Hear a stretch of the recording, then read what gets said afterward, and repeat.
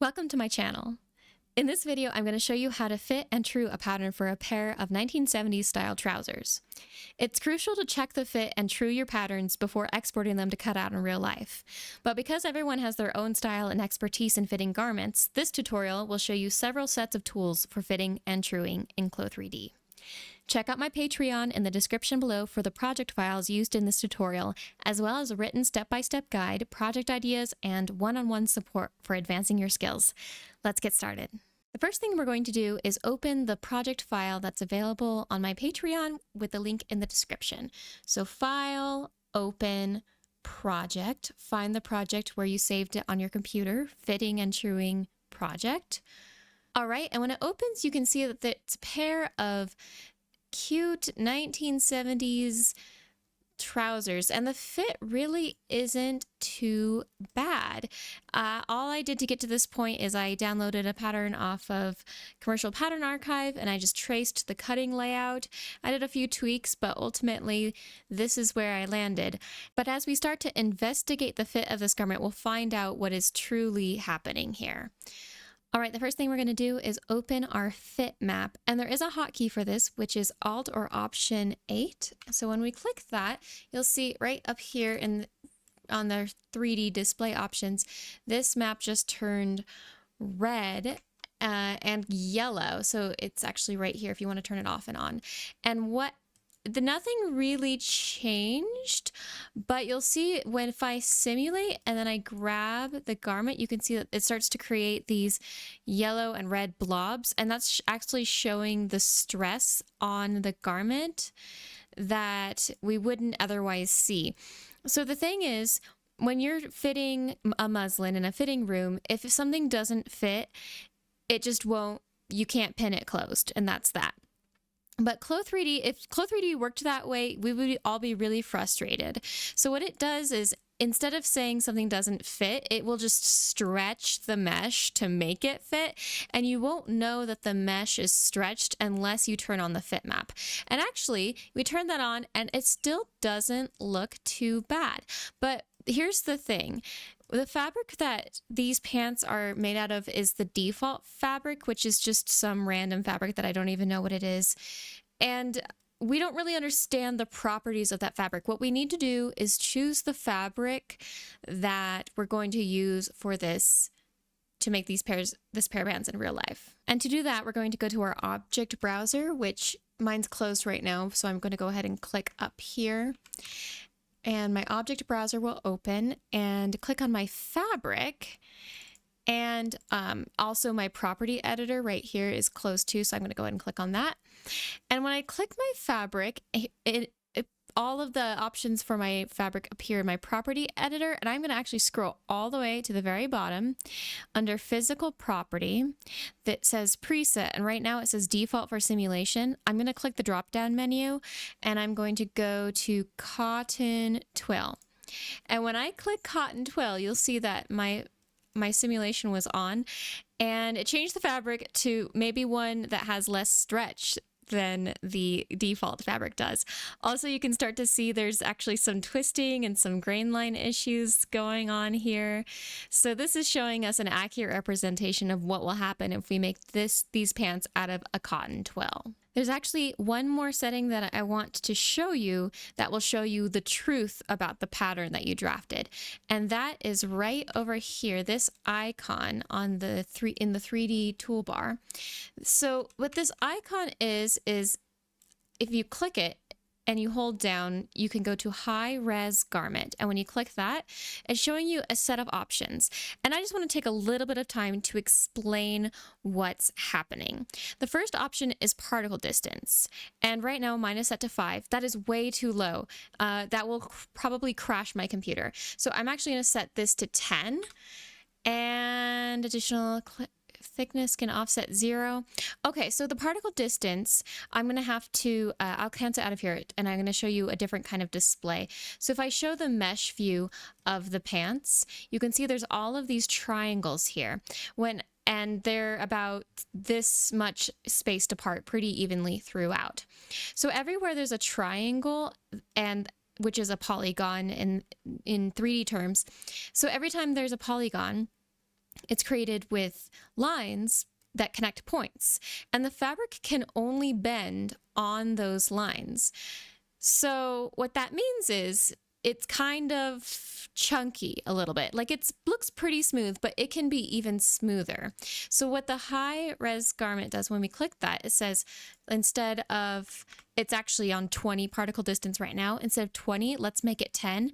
And then it also affects the offset of the avatar. So I guess I'm gonna have to zoom in really close here. Do you see how the clothes are actually kind of 3 millimeters standing away from the skin of the avatar? It does that because when you're working, it's best to have a little bit of a buffer so that your fabric doesn't collide and start glitching out by connecting to the avatar. But when you're ready to look at fit, it's good to lower that as much as possible. So let's go to high-res garment again. And when I click that, you're going to see what happens. All right. And you can see that all of those triangles just got a whole lot smaller. That's going to give more definition, and this is going to act more like fabric. And then when I simulate, you're going to see that then it just suctioned to the avatar because there was less of this kind of anonymous space that was existing as a buffer. So we're going to get a more accurate sense of fit that way. And then the third thing that happened was actually in the simulation properties. Right up here, if you hold down, you can do, if you are working on a PC, you have this option, but you don't if you are working on a Mac, but don't worry about it. All right, you have normal, which it usually is at with the blue arrow, but this is fitting accurate fabric, which is just doing a lot more calculations to make sure that the fabric is laying the way that we want it to. So with that simulated, we're going to get an actual sense of how this garment fits. So we can't actually work with it simulating at this high of quality. So we're going to go ahead and stop simulation by pressing the space bar. And then I'm going to go to the same icon where it says high res garment, and we're going to go to low res garment. And I just want to make sure really quick that I've reset these settings so that my particle distance is 20 millimeters and that all of these other settings are this way. And then I'm going to press OK. Another thing that I like to do when I'm fitting is turn on seam taping on all my seams. And this is just a personal preference. You might not find this helpful for you, but essentially what it does is when you sew something together, there tends to be less stretch on the seam or at the hem or anywhere that two pieces of fabric are meeting. And so when I turn seam taping on, it's just reinforcing every seam or every really outline of the pattern to kind of simulate that the strength of a stitching line. And I find that a little bit helpful to just help me see fit. And so to do that, just with the A tool or the transform pattern tool selected, just do Control or Command A to select all of the lines. And then in the property editor, you're going to go to seam taping, which is right here. And right now it says off. And I'm just going to click off and turn on. And all of these orange seam taping just popped up all over the garment. So when I simulate, you can see there's just a little bit more stiffness where the seam taping is now. Another thing that I do in my patterns, in my mockups in real life and in CLO3D is add a horizontal balance line, or an HBL. And so what that is a line that is just supposed to be parallel to the floor. Usually it's around the widest part of the body, so either the hips or the bust. And it gives us a reference on where the grain line might be and if the grain is on or off, and it can be a good indicator of where fit issues are. So to do that, I'm going to use the internal polygon tool or the line tool, and that's the G hotkey. And I'm just going to go to my back pattern, and I'm going to click once at this crotch point here where the inseam meets the crotch seam, and then I'm either going to use this pink line to show me that I'm square, or I'm going to hold shift and I'm going to go all the way to the side seam here and double click and create a line there, and you can see that's where my line just appeared on my garment. I'm going to do the same thing on the front. I'm going to start at this crotch point, and then I'm going to use this guideline, and it's trying to guide to the other line. I don't want it to. Okay, holding shift, double clicking at the side seam, and there is my front horizontal balance line. Now, it's a bit telling that those lines aren't connecting at the side seam. It's telling me that there's definitely something off there, but we'll investigate that in a little bit. The next thing I want to show you is how to check the sewing length. So basically, it's just a really quick way to see if my seams are trued. And like I said, I just traced this off. I did not draft this pair of pants from scratch, although I do recommend doing that because you can really save a lot of time on fitting if you've just made your pattern well in the first place.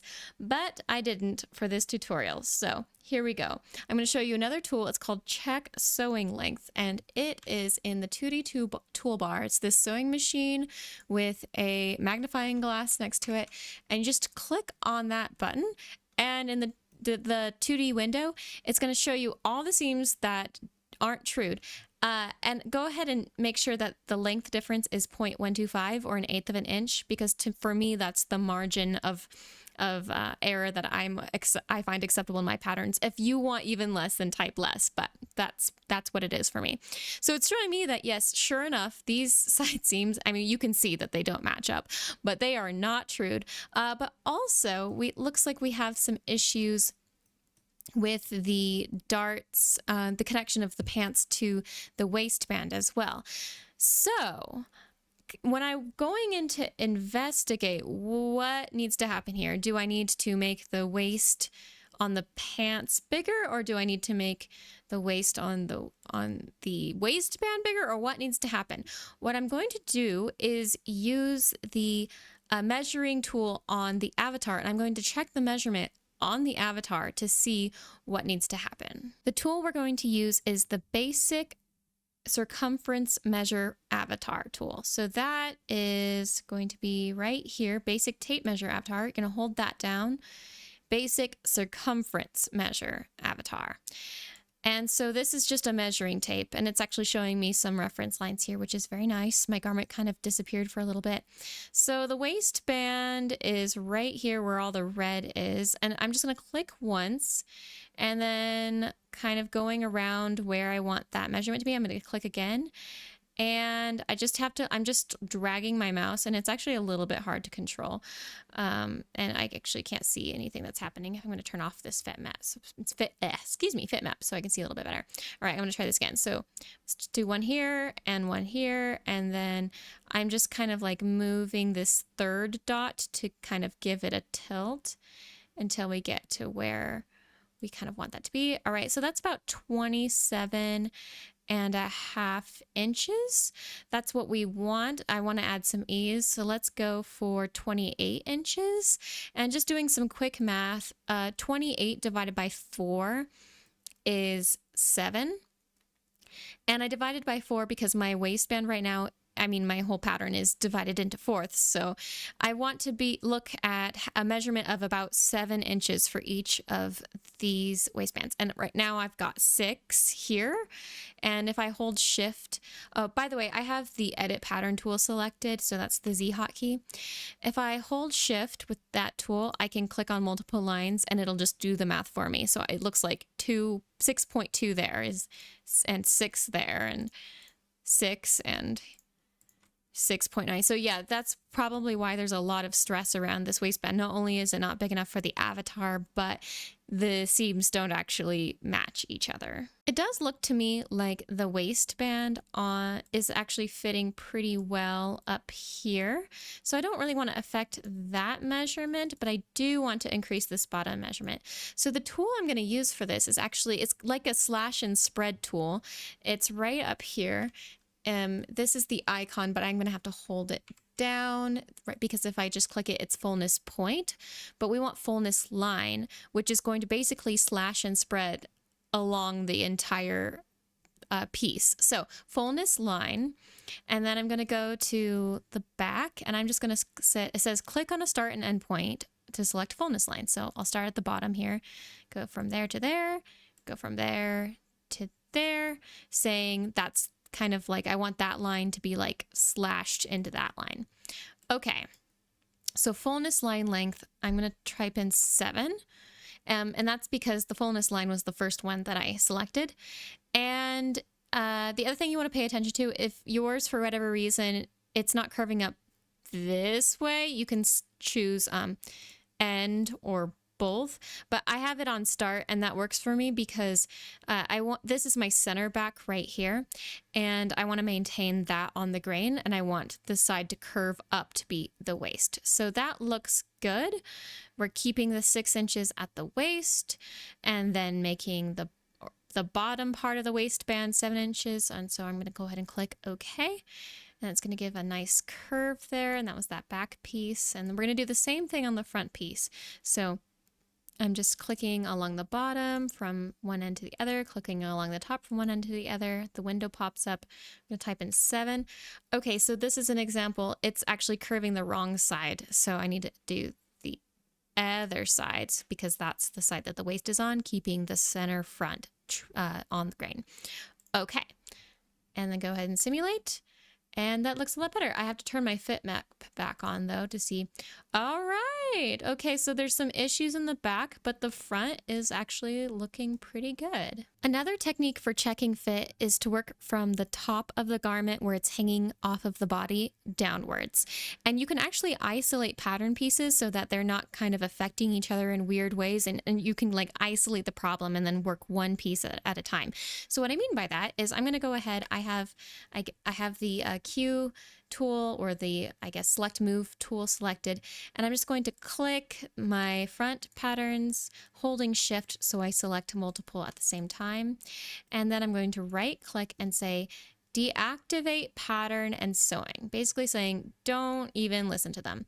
And so when that's deactivated, basically the waistband can move independently, and I can make sure that this fits without the weight of the pants or the ill fitness of the rest of the pants drawing it down. And I can already see that, like, yeah, this would like to maybe sit a little bit higher, but overall the fit looks pretty good. And now I don't want the pants when I activate them to immediately just like drag it down into a weird place. I want the waistband to sit where the waistband wants to sit.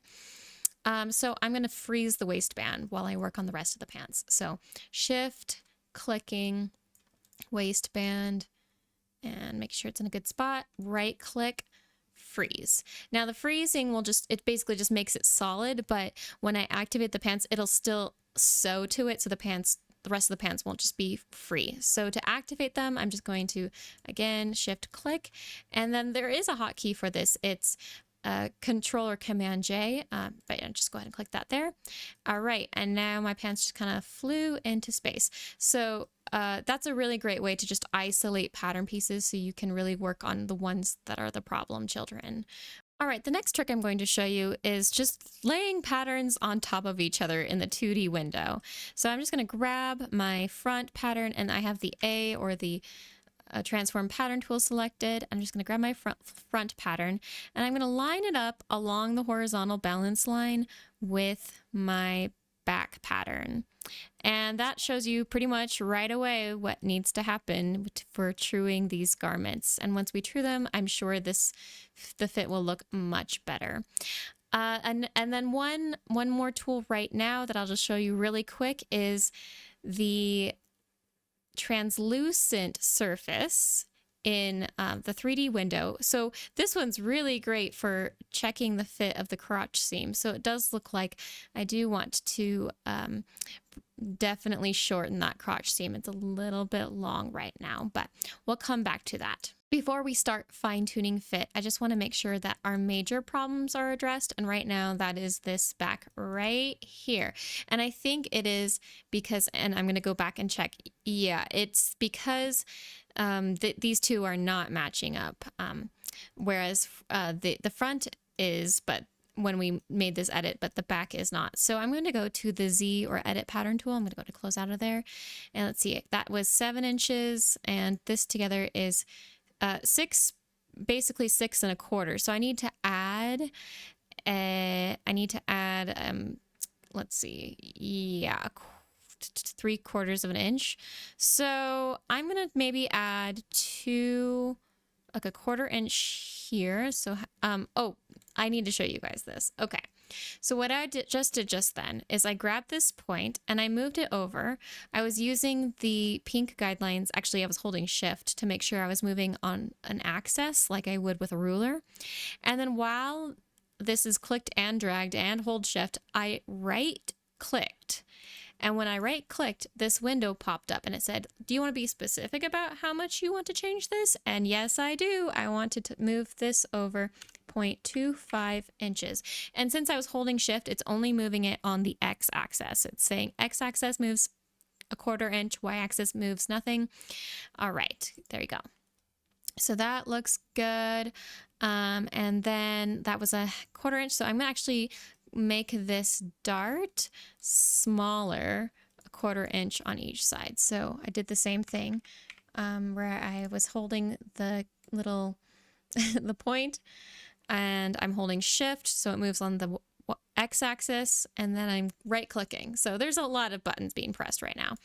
All right, 0.25. Okay, and now I'm going to go ahead and simulate and see if that fixed my problem. Oh yeah, look at that. She's looking much better, but still actually very terrible. Look at that saggy bum. We're going to fix that right now. Now that I'm not getting any more can't wear or tight signs for my fit map, I'm going to go ahead and true up these, this area right here, right above the horizontal balance line. And let's see if that helps at all. Okay, so I'm going to shift click this dart, this right here, and I'm just gonna bring these down. And I really like when things match perfectly. So I think I'm just going to bring this and I'm gonna shift it over so that those 2 points match right there. And then I can make sure that my side seams are the same shape, which I love. It's not always the answer, but when it is, I'm very happy about it. So let's go take care of that next. Let's see what's going on down here. Okay, so this point's over here. I'm just going to click and drag those so that they're the same. And then the curves need to change. And so to change the curves, I'm just going to click the line and the Bezier handles appear, and I'm going to just adjust that one until that's the same. And then at the bottom, this is like a cute, we kind of want to give a little flare moment here. So I'm going to just shift that way. And let's see if this is the back. It's hiding back there. Shift that one that way. Okay. And then going back up here. There we go. Okay, those look like they're pretty true. Go ahead and simulate. Yeah, that looks a lot better. Look at my horizontal balance line lining up at the side seam. Let's do something similar on the inseam. So I have the A tool, or the transform pattern tool, selected because that is what moves the entire pattern as opposed to just a line. And let's just match those up right. Actually, let's match them up down here on our cuff. Okay, let's just make those a similar curve. And we don't want it a similar curve all the way up because we do want the back curve to stick out longer because you tend to have more butt in the back than you do the front, although that's not true all the time. Okay, so I'm just doing the same thing where I'm adjusting my Bezier handles, and let's see, I kind of want to make this one kind of come in faster like there. That looks pretty good. Let's simulate and see what if it actually looks pretty good. Okay, we're starting to get a little better. Getting a little something's going on there, but we'll check that out in a little bit. Kind of want to see what's going on in the crotch seam, so I'm going to turn on translucent fabric here in the 3D window using the 3D display. And yeah, there's like, I actually think, and as you're fitting this, you might make a different choice, but I think that we've got a little bit too much length here, especially in the front. So I'm going to go over here and just move this in just a little bit, maybe 1/2 of an inch. And I like being specific with my measurements because if I hated something, I could, and it's like too late to undo it. I can remember, oh yeah, I took that in 1/2 inch, and I can go back and, right, it's a little bit better. I do want to leave a space in here because, we're gonna check in a little bit to see what this looks like when she sits. And I have a tendency to overfit and make it so that they can't sit anymore. It's kind of my toxic trait. So I think just continuing to adjust here. I want those to kind of meet up a little bit sooner. And that looks better there. And yeah. All right. So I think that I'm looking at these front darts and they're a bit voluminous. Well, they have a lot of volume. I think that they're a little bit much. And so I kind of want to take that out. I want to make them smaller. So let's see how I want to do this. If I line that up there, what wants to happen here? Yeah, I think if I just click this line here, and you can use the arrow keys and it'll basically move your pattern over. I think it's a 1/4 inch at a time. And so that can be really convenient too, because it'll just move it on the axis. All right. Yeah, I like that a lot better. That's a lot less volume there. Yeah. All right. We're looking good. I think we're ready to go ahead and true these darts. So just like we did in the last tutorial with the edit pattern tool, I'm just holding shift and clicking both of these dart legs. And I'm right clicking and I'm saying edit dart. And then, ooh, total width, exactly 3/4 of an inch. That's fun. Length, I'm going to actually shorten this to 5 inches. And okay. And then I'm press enter to shape that dart cap. And then we'll do the same thing right over here. Edit dart. Let's see, total width. Oh, 0.5 inches. That's interesting that that one is so much less. I'm actually kind of want to make that one 0.625. I want to make them the same. Length, I'm going to do that one 5.5 inches. Okay. And okay. And then I'm going to make this, I'm going to edit the start and make this 0.625 and enter. Okay, let's see what that looks like. All right, those are nice. All right, and then the one in the back. Going over here, right click, edit dart, total width. Oh my gosh, 1.5 inches. That is significant. All right, length, let's go ahead and make that 6 inches. It's kind of a big dart. And enter. Great. Yeah, that looks pretty good. But can she sit?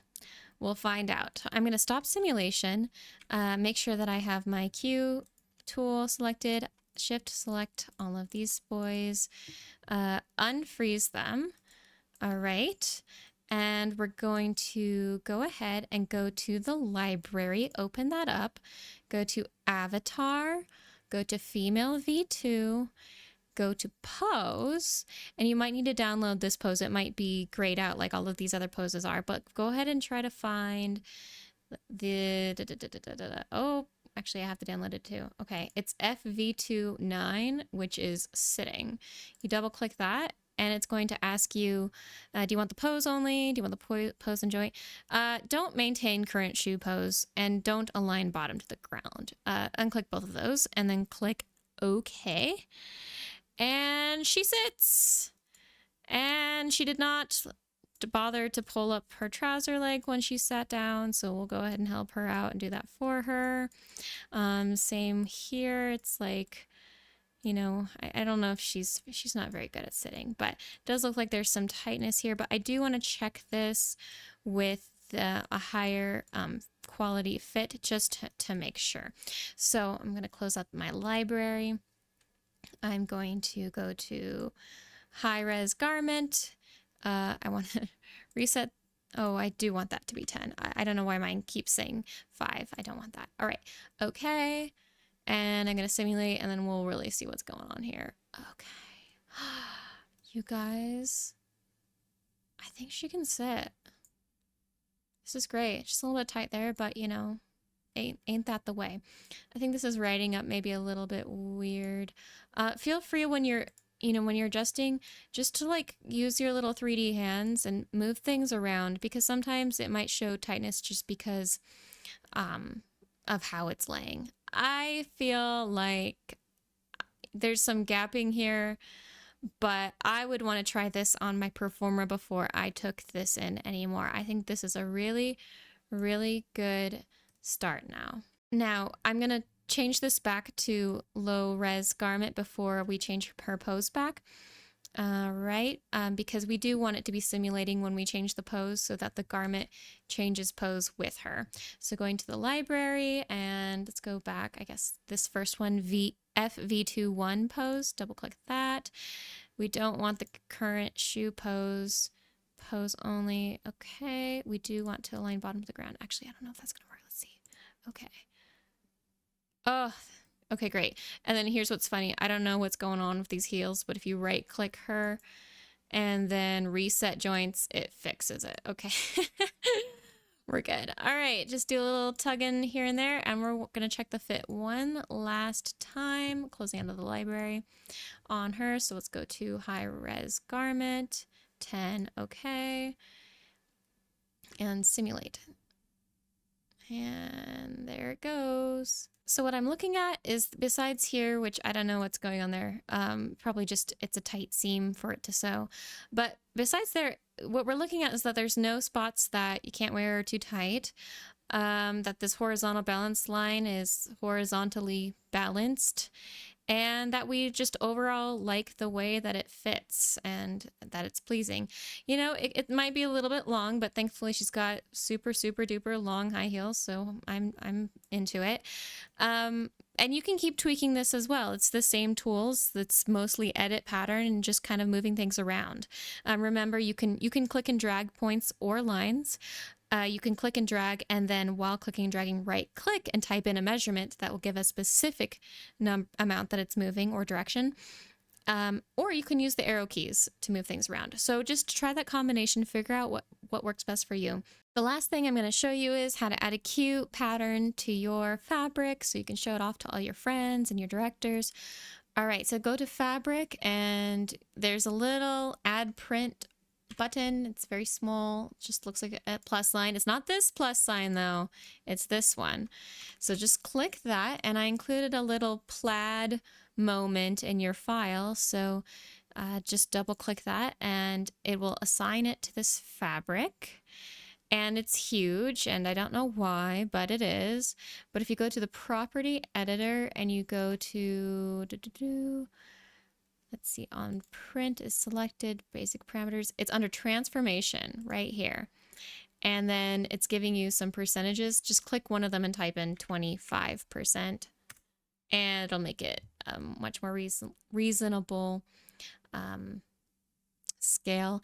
And I don't know why it doesn't assign it to the back, but you can go ahead and go to the fabric itself and scroll down to color, and then pick this cute color here and apply that, and then you got a little contrast cuff moment. And there you go. There is a fitted pattern that is ready to for the next step, which is to prepare it for exporting, which will be the next tutorial. And I'll see you then.